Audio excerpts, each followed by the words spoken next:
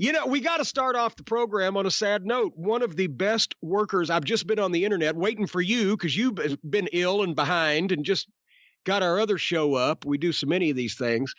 I was on the internet. One of the best workers of the television era, of all television, just died on February 8th? What was Saturday, right? Have you seen this? One of the best workers? No, I have no idea. One of the best workers of the television era. Robert Conrad, 84 years old. I did see that. When you said worker, I was thinking... No. Of the television era. Who's he talking about? Ricky Starr? Who's left out there? No, Robert Conrad, even though he was not a professional wrestler, and I've mentioned this before, was one of the best workers of the television era. Physically, one of the best workers. And now that I'm reading a bunch of his bio, I know why. But one of my favorite shows when I was a kid, to the point I own the complete, set on DVD, The Wild Wild West. I was a kid when that show was on network television, 1965 to 1970. And it was one of my favorite shows because not only it was James Bond meets the Western, right? Because the Westerns were hot. Bonanza, Gunsmoke, the top 20 shows on television were Westerns. But this was a science fiction Western with two Secret Service men that worked for President Grant in their own private fucking, railroad car in the 1880s battling, Dr. Miguelito Loveless, Michael Dunn, the, midget star, who was one of the coolest heels ever. And they had all the gadgets, and he had the fucking Derringer that popped out of his sleeve, and he had the knife he could throw from his jacket collar pocket in the back of his head, and all the goddamn, gimmicks and the inventions that they came up with, and the heels. It was an incredible science fiction Western. Of course, they made a movie of it with Will Smith and fucked the whole thing up. The movie bombed, and it was garbage. Awful. But Robert Conrad, to me, was the man. I wanted a Jim West outfit. I never had a Jim West body, but boy, he looked badass with that short jacket and the form-fitting, shit and the fucking hat. It wasn't a cowboy hat like fucking Hoss Cartwright. It was a cool fucking Western hat. and the boots and everything with the fucking, weapons in them and the heel and all that stuff.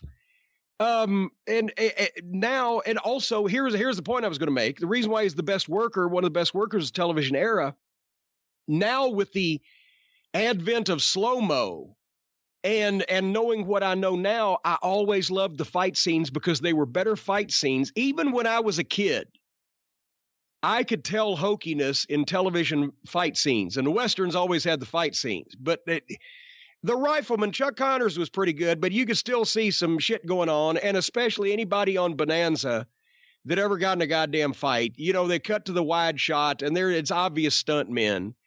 And William Shatner likes to think he was a badass, but I see a bunch of Star Trek fights where, he's doing some of his shit, but not the big stuff. Robert Conrad was taking bumps off the goddamn second level of the fucking saloon. He was going through the railings. And when I was a kid, I said, this guy's a badass, right? I was watching people work before I even had ever seen wrestling and quantifying the quality of their performance in my head before I knew how they were doing it. But that's the thing is Robert Conrad now with the advent of all the slow-mo and I've got the DVDs and I can frame by frame, you can tell he's doing almost all of his shit. And probably he wanted to do all of it. But in some cases, the insurance on the television program, you're the star, motherfucker. You're not going to fall off a 30-foot cliff, right? I know that's the way television works. Too bad it's not the way wrestling works. But he was doing almost all of his own shit, and he was in great shape. Well, come to find out, he was a pro boxer. He had wait a minute, I'm going back up to his boxing record. Or maybe back down to his boxing record. Goddamn, wherever the fuck. Yes, football player in school.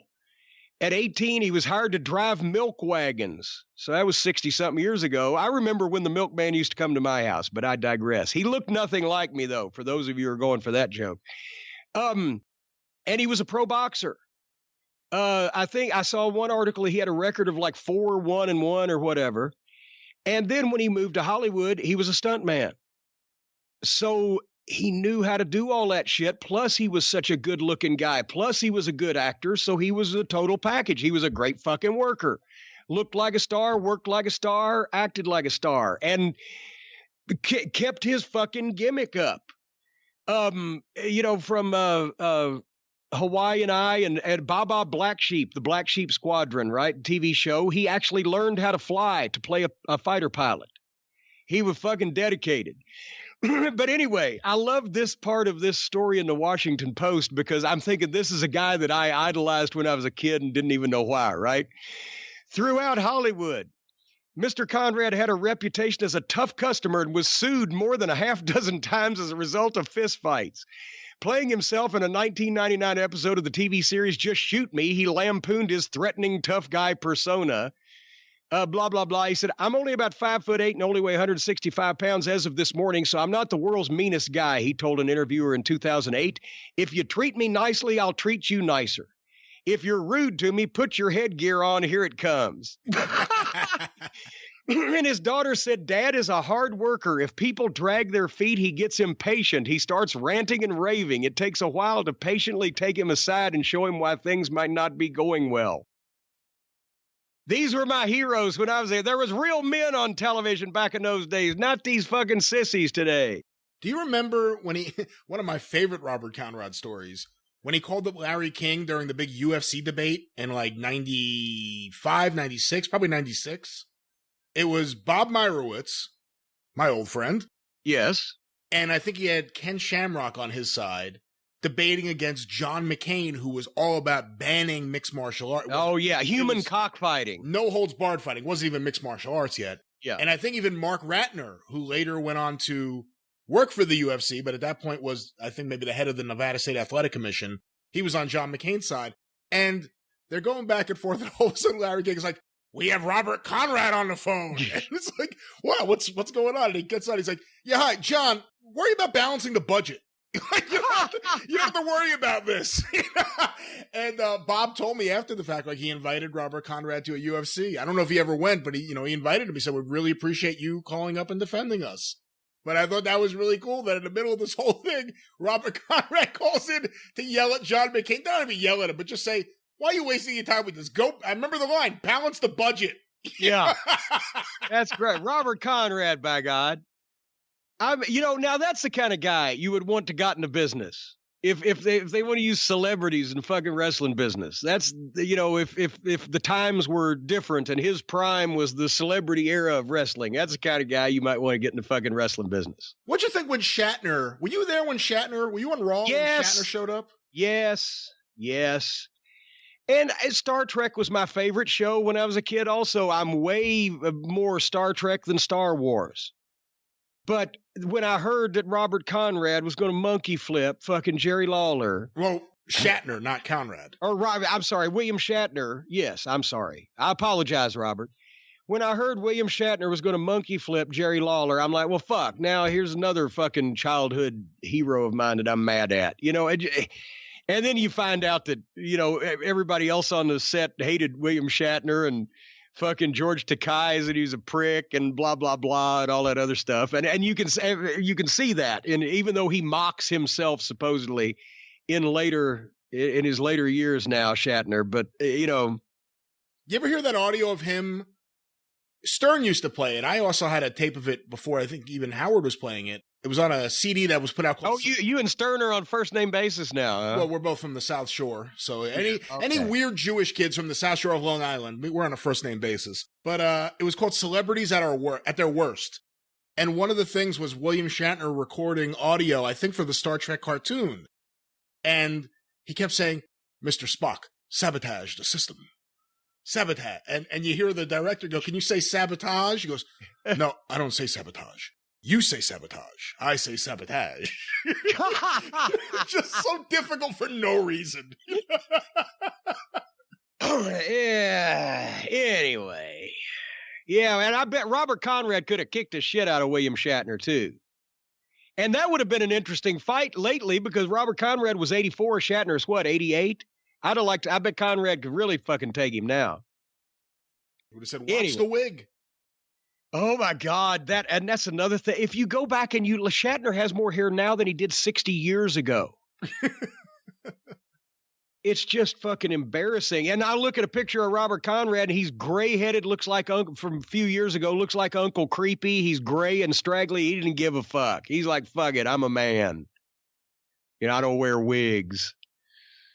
Whatever happened to Ross Martin? Is Ross Martin gone? He was older than Jim West. Artemis Gordon. Yeah, I don't know. He has to be. Well, let's just fucking look it up. You just tell the people what this program is supposed to be about, and I'm going to look up and see what's happened to Artemis Gordon.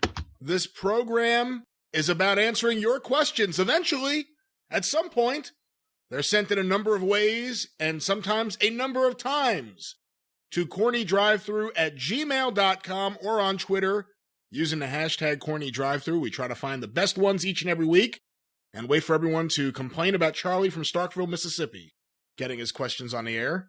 Well, this is troubling. Uh-oh. Apparently, Ross Martin has been dead for 39 years. He died in 1981. He was only 61 years old at the time. Artemis Gordon didn't make it 12 years after fucking Wild Wild West went off the air, and he looked like he was only 45 through 50 when the show was on the air. Obviously, he was older than Jim West. He was the sidekick, but still, what the fuck? 61 years old. I'm 58. Fuck, I don't even want to do the show now. Well, we have to do the show. We've committed to at least this episode. Well, this is troubling. What the fuck did he die of? Does it say? Wait a minute. Hold on. Early life, career, Wild Wild West, huge fucking on the Wild Wild. Oh, and wait a minute. In 1968, do you remember when there was a time where Artemis was on assignment or whatever, and Jim got different partners? Apparently in 1968, Martin broke his leg and then suffered a near-fatal heart attack, forcing the Wild Wild West to replace him with other actors, including Charles Aidman, William Shallert, and Alan Hale Jr. for 9 episodes. He was nominated for an Emmy Award for Outstanding Lead Actor in a Drama Series for the 4th and final season of the Wild Wild West. The series was canceled in 1969 in the midst of a national controversy over violence on television. Apparently there were pussies then, too. But son of a bitch, death. Suffered a fatal heart attack after a game of tennis. What are your thoughts on some of the replacements from that era of television? Like when they replaced Bub with, was it Uncle Charlie? Yeah, William Demarest. Yeah, well, Mr. Wilson died on you got to do what you got to do when somebody dies. Because I caught the reruns of the William Frawley My Three Sons and had seen on network first when I started watching My Three Sons William Demarest. So it was a little jarring. I got the second guy first. But, they've tried to make excuses for years for, the second Darren on Bewitched, and it was only because Dick York had the bad back and health problems that he had to be replaced. But for heaven's sake, Dick Sargent, come on. You just couldn't. No. Once that Dick York had become Darren, you couldn't accept another Darren. But getting back to the goddamn important thing, Ross Martin suffered a fatal heart attack. That's right. After playing tennis. Well, you'll never see me on a goddamn tennis court. I'll never pick up a racket again. I'll hit a motherfucker in the head with a racket, but I ain't gonna play any tennis. He looked like the fucking picture of health. I don't know. Boy, here's another thing about Robert Conrad. There was a picture of him with his second wife not long ago or 10 years ago or whatever. She looked like she was about 40 years younger than Robert Conrad. I knew I liked him for a variety of reasons. Well, anyway, what the fuck? Well, now that's just depressing. All right.